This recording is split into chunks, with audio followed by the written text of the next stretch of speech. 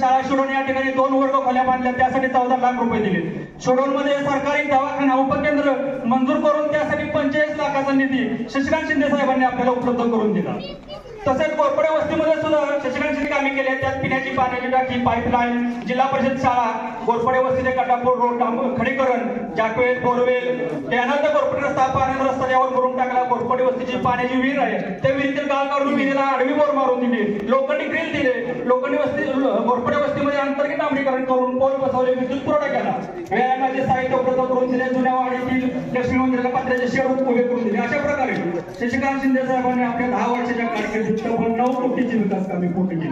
आणि आता ग्रामपंचायत इमारतीसाठी त्यांनी 12 लाख मंजूर करून दिले आणि तो निधी आपल्यासाठी येऊन उपलब्ध झालेला आहे, येऊन पडलेला आहे 12 लाखाचा निधी ग्रामपंचायत इमारतीसाठी. विरोधकांकडून शिवडोन गावात शिवडोन जनतेची दिशाभूल केली जात आहे. विरोधकांकडून जी जाहिरातबाजी झाली त्यावर बोर्ड जे लावले, त्या बोर्डावर विरोधकांनी 8 कोटीची विकास कामे दाखवली. प्रत्यक्षात ती विकास कामे बोर्डापुरती मर्यादित आहेत. प्रत्यक्षात 1 कोटीचेही काम शिवडोन गावामध्ये झालेलं नाही. खोटा अपप्रचार करून शिवडोनची जनता खोट्या अपप्रचाराला बोलणार नाही. शिवडोनची जनता ठामपणे शशिकांत शिंदे साहेबांच्या पाठीमागे उभी आहे. मी आपल्या सर्वांना नम्र विनंती करतो की 20 नोव्हेंबरला मतदान केंद्रावर जाऊन मशीनमध्ये असणारे 2 नंबरचे बटन, तुतारी वाजवणारा माणूस या चिन्हासमोरील निळे बटन दाबून शशिकांत शिंदे साहेबांना मोठ्या मताधिक्याने निवडून द्यावे आणि त्यांना विधानसभेत पाठवावे ही मी आपल्या सर्वांना नम्र विनंती करतो. बायका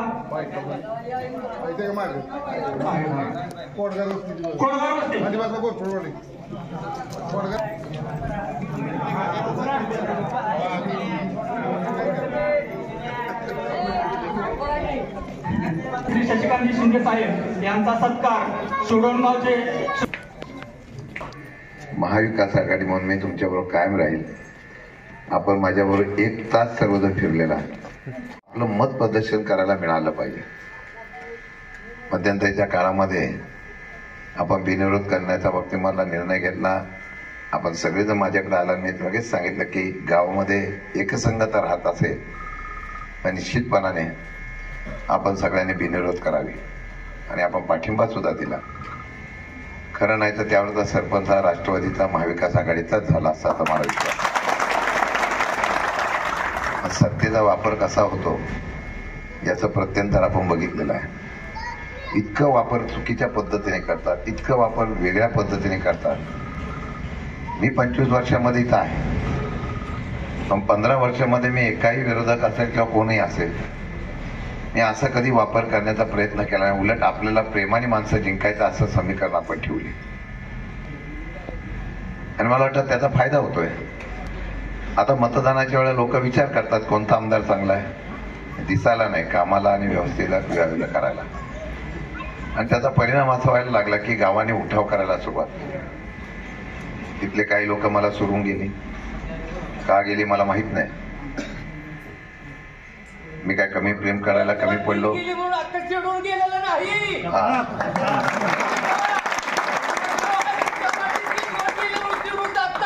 तेच बोलायचंय मला. तुम्ही पेटल्याशिवाय मी कसा पेटेल? आणि माझ्या वेळेला कधी पळायला नव्हते एवढे. मला माहिती आहे मी त्यांना कुठं कुठं वाचवलंय ते. आता एवढे पळताय काही दिवसानंतर मला सलाईन लावावं लागेल असं मला वाटायला लागलं. असो, प्राधान्य देणारा जेवण झालंय आता मला अभिमान आहे. सरळ आहे. त्याला सतीशराव तुम्हाला सगळ्यांना काय फोडायला कमी प्रयत्न केला? माझ्या बाजूचे डावे गेले, उजवे गेले, म्हणजे बाबा जातो का काय? पण तो मला नाही. काही होऊन दे, पण मी शेवटपर्यंत शिंदे साहेब बरोबर. दादा तुम्हाला सगळ्यांना सांगतो, उद्याचा दिवस आपलाच असणार. त्यावेळेस सांगतो, ज्यांनी चुकीच्या पद्धतीने केले त्यांना परत घेणार नाही हा माझा शब्द येतो. काय आमची नवीन पोरं भेटली ना, पळायला लागली. अक्षरशः रात्रंदिवस पळताय, एकच चिंता करताय. म्हणजे माता भगिनी आहेत, महिला भगिनी आहेत. खरं या आयुष्यामध्ये हेच काम वाईट असतं. आयोजित होत असते हो, पण तत्वाला काही किंमत असते का? आम्ही नेहमी म्हणतो या तालुक्यामध्ये अशी काही गावं आहेत की त्या गावाला दर्जा, त्या गावाचा राजकीय शब्द. आणि मी तुम्हाला सांगतो, मी कालही बोललो, विधानसभा लढवण्याची माझी हौस नव्हती, लोकसभा लढवण्याची माझी हौस नव्हती. ही सगळी मंडळी म्हणत होते लोकसभा लढवायची नाही,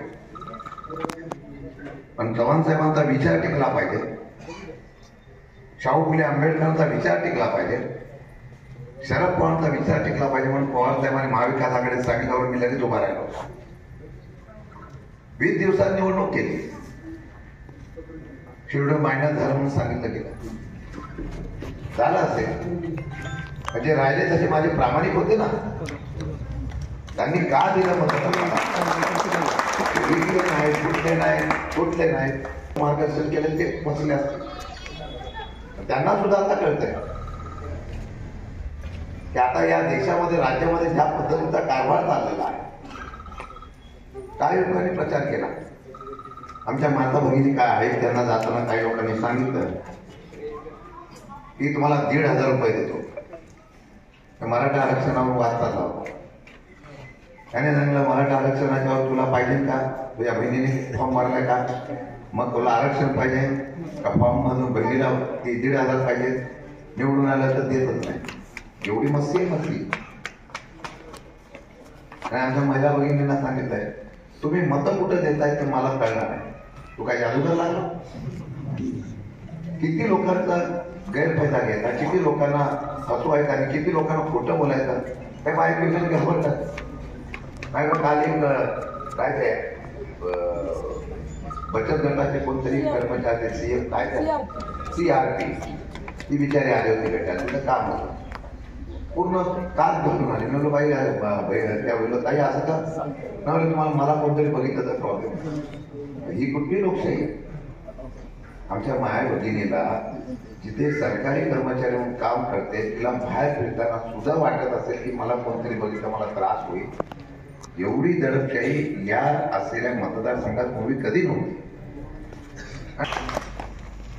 पैशाचं महत्व नाही, पवार साहेबांच्या धोरणाचं महत्व आहे. महाविकास आघाडीचं धोरण आहे. गॅस सिलेंडर देतोय, तुम्हाला मोफत एसटी प्रवास देतोय, आणि त्याचबरोबर महिलांची सुरक्षतेच्या बाबतीमधला निर्णय आम्ही महाविकास आघाडीमध्ये, शेतकऱ्यांच्या बाबतीमध्ये काळजी घेतोय. काय शेतकऱ्यांच्या बद्दल एक धोरण सांगावं. 2.5 वर्षात महाराष्ट्र लुटला, अक्षरशः लुटून काढला. त्या आम्ही सांगितलं बेरोजगार तरुणांना आता 2 लाख नोकऱ्या लगेच देणार. म्हणजे सरकार चुकीचं आहे, हा आमदार चुकीचा आहे. लढाई मी करायला उभा राहिलो आहे. मला खात्री आहे दिवसेंदिवस लोकांचा त्या ठिकाणी पाठिंबा वाढतोय, आणि पाठिंबा वाढायला लागल्यानंतर परत आता ह्या 50 कोटीतले पैसे घेऊन आता लगेच घराघरामध्ये जाऊन आपल्याला खरेदी करण्याचा प्रयत्न होईल. ही असली लोकशाही आहे. एकदा तुम्ही जर गेला तर परत 5 वर्ष तुम्हाला स्वतंत्रपणाने निर्णय घ्यायला अडचण निर्माण होईल. मग आम्ही याच्यासाठी लढाई, याच्यासाठी स्वतंत्र घेतलं. ईस्ट इंडिया कंपनी आली तेव्हा आपण आंदोलन केलं, आणि आता हेच परत काम करण्याचा प्रयत्न होत असेल तर मी स्वाभिमानी श्रीडोनच्या सर्व लोकांना सांगेल, आजपासून तुम्ही काम करताय, मागे पण काम करताय, आत्ता पण काम करून दाखवूया. भले कोणी जाऊ, आम्ही सर्वांनी ठरवलं की इतिहास घडवायचा आहे. माझ्या वस्तीमध्ये गेले, भले पत्र्याचा शेड देतो, घर द्यायला काय लाज वाटत होती. माणसं एवढी सोपी करून ठेवली. आम्ही सांगतो आम्ही तुम्हाला घर देऊ, काय होईल, कुठे जागा करायची, काय करायचं ते बघू ना. काहीतरी धोरण, काहीतरी बेत ठरला पाहिजे ना. त्या आमच्या माई भगिनींना सांगतो, तुम्हाला 1,500 दिले, महागाई किती वाढली. म्हणजे तुमचे पैसे या खिशातून काढायचे आणि त्या खिशातून काढायचा हा सगळा धंदा केंद्रात आणि राज्यात चालू आहे. म्हणून विनंती करेल, हे प्लस करण्याचं काम आजपासून सगळ्यांनी करायचं. बघू, एका बाजूला पावसाळा हुकुमशाही चालते, एका बाजूला निष्ठावंत प्रामाणिक असलेले माझ्या कार्यकर्ता आणि लोकांचे कष्ट चालतात. एकदा इतिहास करून दाखवू. या केंद्राच्या आता परवाच्या दिवशी लोकसभेच्या निवडणुका झाल्या, मी थोड्या मताने पडलो. मला माहिती आहे सर्वसामान्य जनता या मतदारसंघातली सगळी माझ्याबरोबर होती, तरुण माझ्याबरोबर होते. 38,000 त्या पिंपरणीला गेले, 32,000 पडलो. पण त्याच्यापेक्षा 5.5 लोकांनी मला मतदान दिली. एका वेळेला सगळी सत्ता होते, एका वेळेला सगळे आमदार होते, सगळे मातब्बर होते. राज्याचे 2 मंत्री मुक्काम करून होते. शेवटच्या 4 दिवस 70 कोटी रुपये वाचले तेव्हा शशिकांत शिंदे पडणार नाही, तर शशिकांत शिंदे पडू शकत नाही. मातब्बर होते पण पैशाअभावी मी कोणालाही काय करेल अशा प्रकारची भूमिका. या आमदार या सतीश रावांना माहिती आहे मी काय करू शकतो. फक्त मी करत नाही, केलं तर झोपून देणार नाही. पण एक कधी आम्ही असे दशत केली ना, इतकी लोक दबावाखाली आहेत. आपलं सोडा शिडूनचं, तुम्ही कुठेही माझ्या माता भगिनी जाऊन विचारून द्या. तुम्ही अंगणवाडी ताईला विचारा, तुम्ही सरकारी कर्मचाऱ्याला विचारा, आशा वर्करला विचारा, डॉक्टरला विचारा, शिपायाला विचारा, ग्रामसेवकाला विचारा, तलाट्याला विचारा, नाही तर साधा माणूस असेल त्या मुलाला विचारा. सगळ्यांना दाबून येतो का बघू, मग त्या अधिकाऱ्यांना फोन करा, त्याची चौकशी करा. हे असलं दबाव तंत्र पुढच्या 5 वर्षात तुम्हाला नाही झेपणार. आणि म्हणून शशिकांत शिंदे उभा राहिला विधानसभेला. मी पवार साहेबांना बोललो, साहेब मला काय लढायची हौस नाही. मला माहित होतं मला पवार साहेब परत पुढे मोठ्या पद देतील, परंतु ज्या लोकांचं मी नेतृत्व करतो त्या लोकांना दडपशाहीमध्ये ठेवणं कितपत योग्य आहे. मी साहेबांना सांगितलं की मला या माणसाला पाडायचं आहे म्हणून मी उभा राहणार आहे. आता पश्चाताप करत असेल बघा, हे खासदार झाला तर बरं झालं, मला डोक्याला तापला. सरकार क्षेत्रात सगळ्यांना जम देत नाही. सरकार क्षेत्रात काम करायचं ना त्यांना सगळ्यांना जम देत राहू दे अजून 3 दिवस.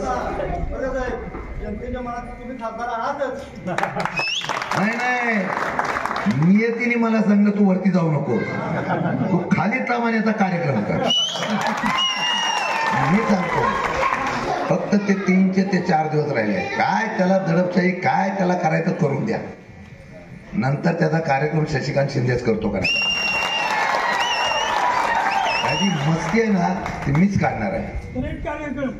मी करेक्ट कार्यक्रम मागच केला असता. मी कोणाच्या बापाला घाबरत नाही, मी परिणामाला सुद्धा घाबरत नाही. हे शिवाजी वर्गे आहेत का? शिवाजी वर्गे आहेत का? त्यांना विचारा, आम्ही त्याची आमची युनियन होती. फिरायला मागत नव्हतो कोण, मी एकटा फिरत होतो. घेतले का नाही? सगळी गाडीत घातले होते. मी असताना कोण तुमच्या केसाला धक्का लागतो ते मी बघतो. अख्खी मुंबईची गँगवर एका बदल होती का नाही? तो शशिकांत शिंदे येत आहे. असून दे. तेव्हा ते हुकमपट्टा झाला का काय? अजिबात नाही. पण ज्यांना गुंडगिरी लागते त्याला गुंड्यासारखंच बोलावं लागतं. आणि म्हणून मी आपल्याला सांगणार आहे, विनंती करतो, काही होऊन द्या. आता माझा शरद पवार साहेब घेत आहे हो, 42 सभा करतोय. 42 खायची जोक नाही. आणि हे त्यांच्यावर टीका करतात. हे आम्ही बसलोय माथाडीवाला विचारा, घरं दिली, कोट्यावधी रुपयाची किंमत झाली. जेव्हापासून पवार साहेबांचं लक्ष बाजूला गेलं, आमच्या माथाडीचे हाल काय आम्हाला माहिती आहे. तिथे पण कायदा मोडा काढा निघाला. पण त्याच्यावर टीका भले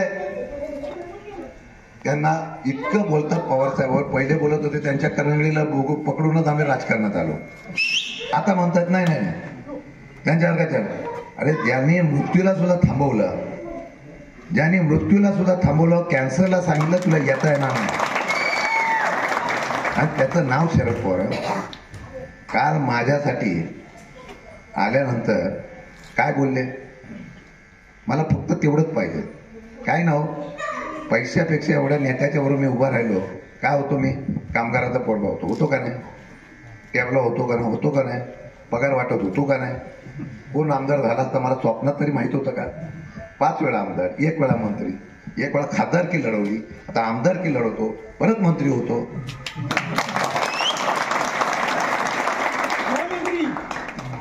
एवढा झाला तर मग यांचा कार्यक्रमच करू.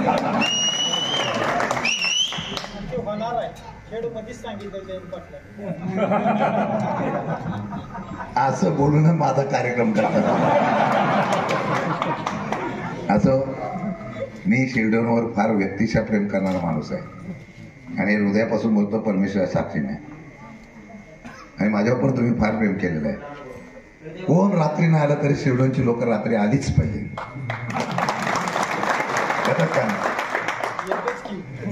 हेच सांगतो, येतो म्हणून. काय येतात? आपलेपण आहे म्हणून येतात. आणि माझा काय असेल, आंदोलन असेल, काय असेल, पहिला कोण माणूस उभा असतो तो शिरडोनचा उभा असतो.